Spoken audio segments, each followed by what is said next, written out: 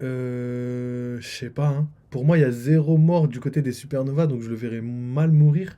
En plus de ça, au vu du trio là qu'ils font avec Law, Kid et Luffy, j'ai l'impression que Law et Kid, ils ont un avenir d'empereur, tu vois.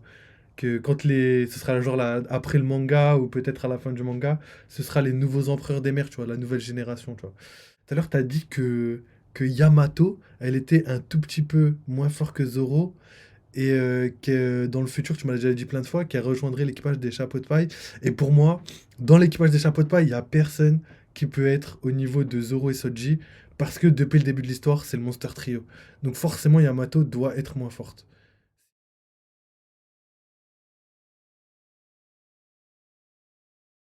Non plus. Ça n'a aucun sens. Ils doivent tous perdre la vie, et pourquoi? Pour rien. En combattant Kaido, ce serait inutile. On aurait des morts inutiles, qui ne racontent rien. Le sacrifice d'Oden perd alors toute sa valeur, car ils doivent rester en vie pour Momo, Iori et Wano. Ils ont un rôle de protecteur pour le pays, et ils doivent protéger et entourer les enfants d'Oden. Il n'y a jamais eu de symbolique particulière quant à une mort prévue des Fours Rouges. Jamais. Ashura Doji a quand même perdu la vie en protégeant ses amis. C'est un sacrifice digne d'Oden. Il a sauvé ceux qui ont été sauvés par Oden. Les Fours Rouges qui perdent la vie contre Kaido, ça ne raconte strictement rien. Ou alors, pas grand chose. Si vous pensez que ça raconte quelque chose d'incroyable, vous vous trompez. Si vous pensez que l'auteur avait prévu leur mort, pour X ou Y raison, vous vous êtes trompé. Parlons maintenant des conséquences de l'arc, car, en termes de conséquences, on est sur du très très haut niveau. À côté, Enies Lobby, c'est petit. C'est grand en termes de symbolique, mais en termes de conséquences, à côté, c'est petit. Pourquoi? Nous avons la chute de deux empereurs. Des empereurs qui ont régné pendant longtemps, des décennies. Ils avaient littéralement des empires. Ils représentaient des institutions. Ils contrôlaient les mers. Ils sont tous les deux tombés. Le pays des samouraïs était libéré. L'arme antique est désormais localisée et le prochain roi des pirates pouvant en faire usage. L'équipage de Luffy est devenu un équipage Yonko. C'est la conclusion de tout ce qu'il y avait depuis le début. Garp parle des Yonko. Plus de 600 chapitres plus tard, l'équipage devient un équipage Yonko. Ils ont fait tomber beaucoup d'ennemis, des Shishibukai. Ils ont saccagé Enies Lobby. Luffy a saccagé Impel Down. Il a été sur Marineford. Ils ont chamboulé la Tea Party de Big Mom. Et à la fin, ils deviennent un équipage Yonko. Ils ont littéralement atteint le sommet de ce qu'il y avait au début de l'œuvre. Du chapitre 0 au chapitre actuel. C'est le plus haut niveau actuel dans la piraterie. Étape suivante, devenir l'équipage du roi des pirates. Le retour de Joy Boy a été annoncé. Le guerrier libérateur est de retour. Zoro veut devenir le roi des enfers. Sanji est devenu le guerrier quasi parfait de la science. Un amiral est venu sur Wano. Il s'est fait humilier par Shanks. Kid et Law ont eu des rôdes. Barbe Noire s'est déplacé et a battu Law. Il aurait pu tomber sur Kid ou Luffy. Ça s'est joué à peu, il aurait pu combattre Luffy. Barbe Noire a récupéré Pudding. Big Mom n'est plus là pour la récupérer. La Cross Guild a pu devenir un équipage Yonko via le flou qu'il y a par rapport au niveau du clown. Comme il aurait soumis Crocodile et Mihawk, il aurait un très gros niveau. Ryukyugu est parti sur l'île du Sphinx. Il a capturé Weeble. Marco n'était pas là car il a combattu sur Nigashima. Un marine dit bien que Marco n'est pas là pour protéger les villageois. Donc, la marine savait qu'avant il y avait Marco. Mais elle n'a jamais attaqué, car c'est compliqué de battre Marco. Par contre, dès que Weeble était localisé sur l'île, un amiral a été envoyé. Shanks se dit qu'il est temps d'aller récupérer le trésor du roi des pirates. Pour les conséquences, on parle au niveau mondial. Le poste Onigashima, c'est grâce à la victoire sur Onigashima, l'arc le plus important de One Piece.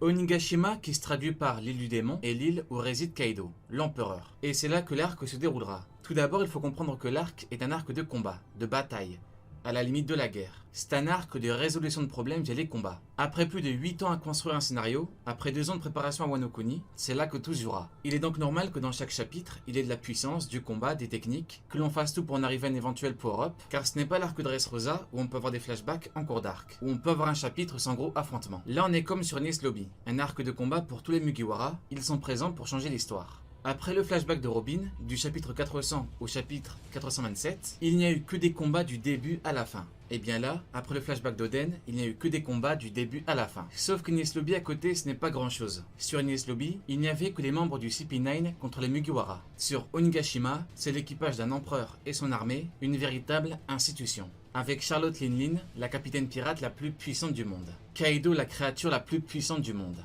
Un équipage de bêtes et une armée de 30 000 hommes. Cet arc est véritablement le plus important pour Luffy et son équipage. On parle du plus gros adversaire du prochain roi des pirates. L'intégralité des Mugiwara est enfin réunie pour une gigantesque bataille. C'est un arc qui sert à les faire monter en puissance. avec leurs évolutions, leurs facultés qui s'éveillent, et un côté psychologique qui est développé. On en parlera en détail. Tout d'abord, il faut dire et démontrer que le déroulement de l'arc, que sa construction et que sa schématisation est exceptionnel, de A à Z.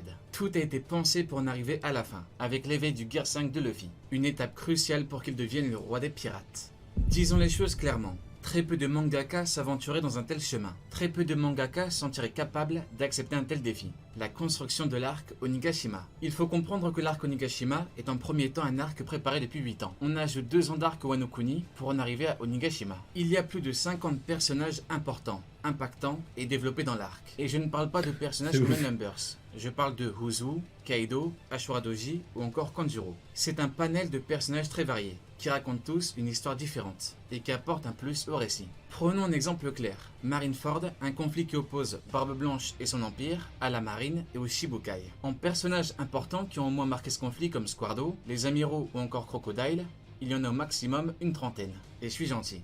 Prenons Kizaru. Il a eu Marco via un plan, ça a bouleversé la bataille, pareil pour Kuzan, mais peut-on dire que Kizaru a un développement semblable à un Kanjuro ou à un Izo? La réponse est non. On pourrait se limiter à peu, mais on cherche du développement. Voilà donc la différence fondamentale qu'il y a entre Onigashima et Marineford. Sur Onigashima, les personnages ont beaucoup plus à raconter. Prenons 3 personnages qui étaient sur Marineford et Onigashima. Marco, Izo, Jinbe. Peut-on affirmer que sur Onigashima, le développement, la construction et l'histoire que nous ont raconté ces 3-là sont forcément supérieurs? Eh bien la réponse est oui. Et là je fais référence à l'importance des personnages dans le récit et à ce qu'ils racontent. Izo est quasiment invisible sur Marineford. Sur Wano Kuni et Onigashima, on a un flashback avec Oden, où on apprend d'où il vient réellement, on en apprend beaucoup sur lui. L'auteur lui a alors donné, contrairement à Marineford, un vrai relief. C'est même lui qui rattrape Oden.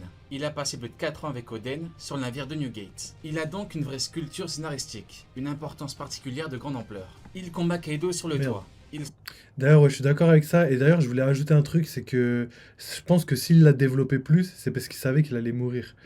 Et du coup, on a perdu Izo, mais du coup, il voulait raconter sa vie. Et je pense qu'il va transmettre sa volonté à, au Kiku. Je crois que c'est ça son place. Sauf Kinemon, Kiku et Usopp, qui étaient acculés par les pirates de Kaido. Il combat le CP0 et il donne sa vie dans le combat. Comme il a dit au tout début à Kinemon, j'ai manqué trop d'occasions d'avoir une fin glorieuse et importante. Izo a perdu la vie en combattant pour son pays, pour son camp, pour que le peuple soit libre. Izo, qui était invisible sur Marineford, se retrouve sur Wano, il accompagne Oden, il revient sur Nikashima, il combat la créature la plus forte au monde, il sauve sa famille et combat le CP0. Et c'est là qu'on se rend compte de l'importance du sacrifice d'Izo. Ma et Garnica avaient pour mission d'éliminer les Mugiwara. Sans l'intervention de Izo, Garnica et Maa auraient pu faire un vrai carnage. Les Mugi étaient fatigués de leur combat, et il ne faut pas sous-estimer la fatigue post-combat. On est au chapitre 1038. Zoro, Sanji, Nami, Jinbe, Franky, Brook et Robin ont terminé leur combat. Ils n'avaient plus qu'à les cueillir et à capturer Robin. Mais Izo a dit non. Il a combattu jusqu'au bout, jusqu'à son dernier souffle. Soit maudit Izo. Ces mots forts montrent à quel point Izo était important. Eh bien, Izo représente parfaitement le développement des personnages dans cet arc. Il était limite Osef, mais il se propulsait chez les acteurs majeurs. Plus de 50 personnages ont eu leur moment, leurs évolutions, leur progression pour certains, leur fin pour d'autres. Malheureusement, analyser chaque perso serait beaucoup trop long. Mais avec Izo, on comprend le dévouement que l'auteur a eu pour ses personnages. Au-delà des personnages, dans la construction de l'arc, nous avons eu l'endroit où tout s'est passé. Un crâne gigantesque. Le crâne fait office de grande tour, mais ça n'a rien à voir avec Enies Lobby. L'intégralité de la géographie a été utilisée. L'entrée arrière qui sert au four rouge pour s'infiltrer secrètement, ce qui permet d'attaquer Kaido par surprise, avec le fameux Sunachi. Un deuxième sous-sol pour le poneglyphe. C'est là que l'on apprend l'objectif de l'eau. Kid avait pour rêve de battre Yonko, comme le dit Hawkins. Il a donc accompli son rêve, son objectif. Voilà pourquoi Shanks a pu le détruire totalement. Mais c'est au deuxième sous-sol que l'on apprend que l'eau a pour but de savoir à quoi correspond le destin mouvementé d'Eddie. Voilà pourquoi Teach ne l'a pas annihilé, contrairement à Shanks avec Kid. L'eau a encore un objectif, hormis le fait de vouloir devenir roi des pirates. Attends, du coup, là, il pense que, que Kid, il est mort carrément. Je sais pas, hein. Pour moi, il y a 0 mort du côté des Supernova, donc je le verrais mal mourir. En plus de ça, au vu du trio là qu'ils font avec Law, Kid et Luffy, j'ai l'impression que Law et Kid, ils ont un avenir d'empereur, tu vois. Que quand ce sera genre là, après le manga ou peut-être à la fin du manga, ce sera les nouveaux empereurs des mers, tu vois, la nouvelle génération, tu vois. Donc à voir, mais Kid mort, j'ai du mal pour l'instant. On verra, mais j'ai du mal. Bien évidemment. Tous les étages, toutes les pièces, l'espace de concert, la réserve, même le sommet du crâne, tout a été utilisé. L'auteur a su optimiser la carte. Il a su donner à Onigashima les meilleures conditions pour les combats, les événements, les révélations. Prenons un exemple, Black Maria qui combat Robin et qui se moque de Sanji. Black Maria dira que Sanji est la risée de Onigashima. Mais Robin répondra « Tu n'as pas besoin de savoir ce que signifie le fait que Sanji m'ait appelé à l'aide. Il est parfaitement digne d'être l'une des deux ailes du futur roi des pirates. Sanji et Zoro sont tous les deux ailes du futur roi des pirates. Sanji combattait Queen sur l'hémisphère gauche du dôme d'Onigashima. Zoro combattait... » Ouais, d'ailleurs, c'est marrant. Tout à l'heure, je vais juste répondre à ce que disait Gapadri, j'avais oublié, je viens d'y penser. Tout à l'heure, tu as dit que Yamato, elle était un tout petit peu moins fort que Zoro. Et que dans le futur, tu m'as déjà dit plein de fois, qu'elle rejoindrait l'équipage des chapeaux de paille. Et pour moi, dans l'équipage des chapeaux de paille, il n'y a personne qui peut être au niveau de Zoro et Soji, parce que depuis le début de l'histoire, c'est le Monster Trio. Donc forcément, Yamato doit être moins forte, si elle rejoint. Ou sinon, elle rejoindra jamais, tout simplement, hein. Peut-être elle aura son propre équipage, j'en sais rien. King sur l'hémisphère droit du dôme de Nigashima. Luffy combattait Kaido sur le toit de Nigashima. Les ailes du futur roi des pirates. Les combats de Nigashima, le point le plus important. On résout les problèmes avec les combats. L'arc a servi à ce que De Yonko tombe, mais aussi et surtout à ce que Luffy au chapeau de paille et son équipage atteignent le niveau de puissance de la haute sphère de la piraterie. Ce qui aura un combat réussi, c'est la forme, certes, les techniques utilisées, les stratégies, le coup final, mais ce qui donne beaucoup plus de substance, c'est le fond. Un combat peut n'être qu'un simple combat pour le spectacle. Mais ce que raconte le combat à tous les niveaux, c'est encore autre chose. Onigashima est l'arc du Shinsekai le plus important. Et je dirais même que Onigashima est l'arc le plus important pour les Mugiwara depuis le début. Chaque combat de Mugiwara doit avoir une importance particulière, doit être spectaculaire, doit apporter à l'histoire, doit faire évoluer le Mugiwara, doit raconter quelque chose de plus ou moins précis. Plusieurs combats ont justement eu lieu et on va tout analyser. D'ailleurs, là, je suis moyennement d'accord avec lui, parce que malheureusement, tous les Mugiwara n'ont pas eu leur combat. Ils ont des moments de gloire, mais par exemple, Usopp, il n'a pas eu de combat. Il y a aussi, comment il s'appelle? Chopper. Chopper, il a pas eu de combat. Alors que même à Enies Lobby, il a eu un combat, il y a eu sa transformation légendaire, etc. Donc, je suis d'accord pour le reste des Mugiwara. Et encore, mais genre Nami, tu vois, elle a pas eu non plus. Après, si, il y a eu un petit peu Ulti. Donc, à voir. Ouais, faudrait que je revoie tout ça. Mais ouais, je suis presque d'accord avec lui. Je ne parlerai pas d'escarmouches comme Ulti contre Yamato, mais de vrais combats avec un début, un milieu, une fin et une histoire particulière. On va pouvoir se rendre compte du degré de maîtrise de l'auteur, qui a suivi un schéma ultra précis pour raconter des histoires toutes plus variées, importantes et intéressantes les unes que les autres.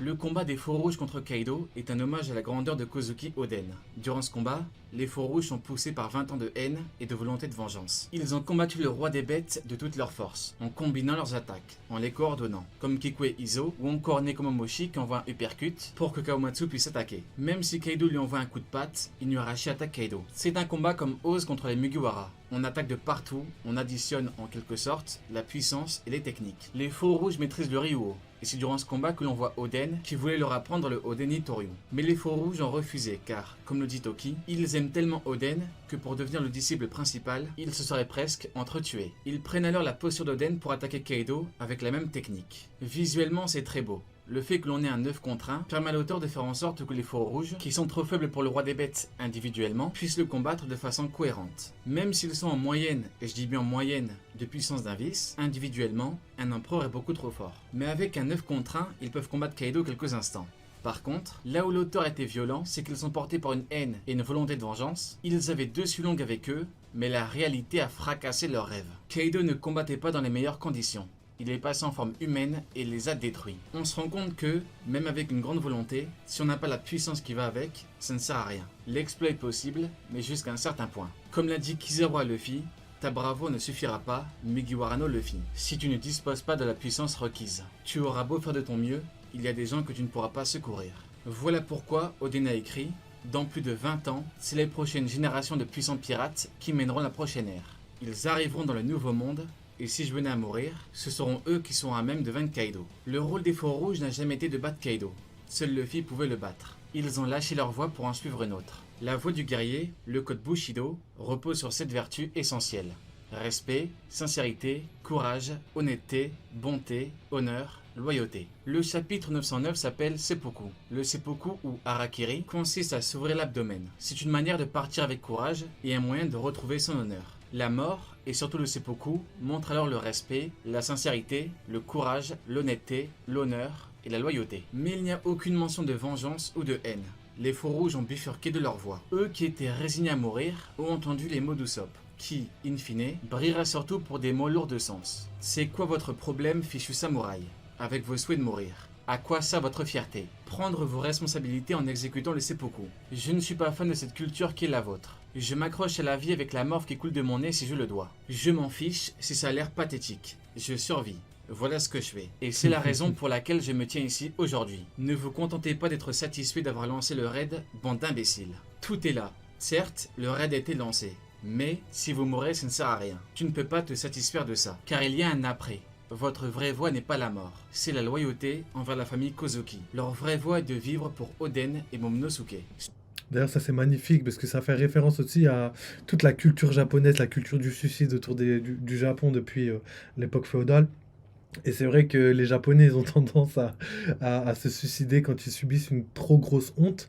Et je pense que Oda voulait aussi faire un parallèle pour montrer qu'il n'y a pas de honte non plus à vouloir survivre, à vouloir se battre pour sa vie, etc., etc. Dans Punk Hazard, quand Sanji avait fait une recette, une soupe qui rappelait la mort d'Oden, Momo allait jeter la soupe à cause de ça. Il n'avait rien mangé car, comme il le dit, je suis un samouraï. Je n'ai besoin d'aide de personne. Kinemon est un homme fier, qui a dit qu'il devait s'ouvrir le ventre parce qu'il a été déshonoré qu'une femme l'ait frappé. Il ne voulait en aucun cas demander de l'aide. Il était hors de question qu'il demande quoi que ce soit des pirates. Sauf que Kinemon dira plus tard à Momo qu'il devait manger la nourriture que les pirates lui ont donnée, qu'il doit accepter leur aide, même si cela le déshonore, qu'il ne devait pas mourir et continuer à vivre. Il a donc dévié de sa voie du Bushido pour sauver la vie de Momonosuke. Voilà son vrai rôle. Même Izo confirma les propos d'Usopp. L'auteur interroge alors sur le seppuku, la voie du samouraï, le souhait de mourir, l'honneur et l'importance de survivre pour autrui.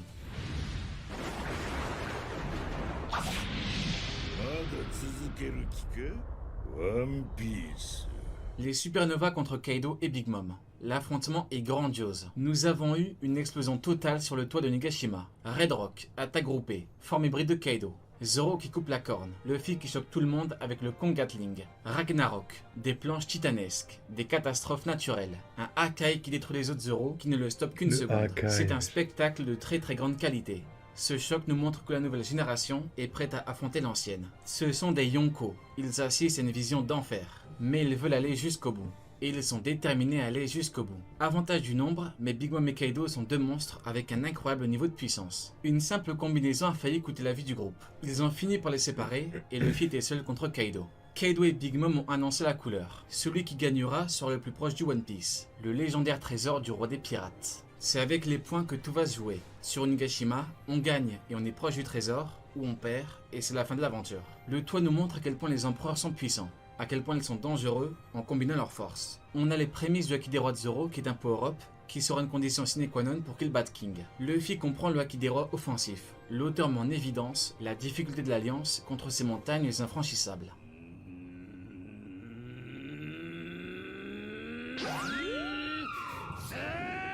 Pourquoi il est là, Frankie, wesh? Franky versus Sasaki, la machine versus l'animal, la nouvelle technologie versus l'animal préhistorique. Ce n'est pas le combat qui raconte le plus de choses, mais c'est un combat technique qui permet à Franky de battre un vice-commandant confirmé. Sasaki et Franky sont deux bourrins qui frappent fort et qui encaissent. Toutefois, c'est l'un des seuls combats où un Mugiwara a vraiment dû jouer sur la stratégie. Les combats de Franky ont toujours été des combats de dur à cuire. Franky contre Fukuro ou Senior Pink. Prenons le combat contre Fukuro qui est très intéressant par rapport à Sasaki. Les deux combats sont, comme dit plus tôt, des combats de dur à cuire. Sauf que là, c'est encore pire. Sasaki est un Zwan antique. On peut faire un parallèle avec le combat aérien et l'intelligence de combat que Franky a dû utiliser. Fukuro dira à Franky, la puissance ne suffit pas pour vaincre un utilisateur du Rokushiki. Fukuro et Franky ont tous les deux annoncé une tactique pour mettre KO en un coup. Le plan de Fukuro, tourner et projeter Franky à toute vitesse sur l'angle de la tour. Toutefois, Franky utilisa le coup de vent pour l'annuler. Il utilisa alors un coup de vent puissance max pour battre Fukuro. Pour en revenir à Sasaki, Franky dira qu'il est solide sur tous les côtés, mais que la blessure que Franky lui a assénée avec V for Victory a été efficace. Sasaki saigne. Et c'est là que Franky a trouvé la clé pour la victoire. C'est ici qu'il faut frapper nulle part ailleurs. Il n'avait pas 50 occasions pour battre Sasaki. Il aurait pu perdre. Ça s'est joué à peu. Sasaki est un maître en combat aérien. Il fallait qu'il sente confiance, comme avec Fukuro et le coup de vent. Franky lui a balancé un général canon. Sasaki attaque le général Franky. Pendant ce temps, Franky sort du général Franky et il lui assène un coup fatal pour la victoire, sur la blessure qui saignait. Franky sacrifie sa création pour le bien commun, pour la victoire. V for Victory.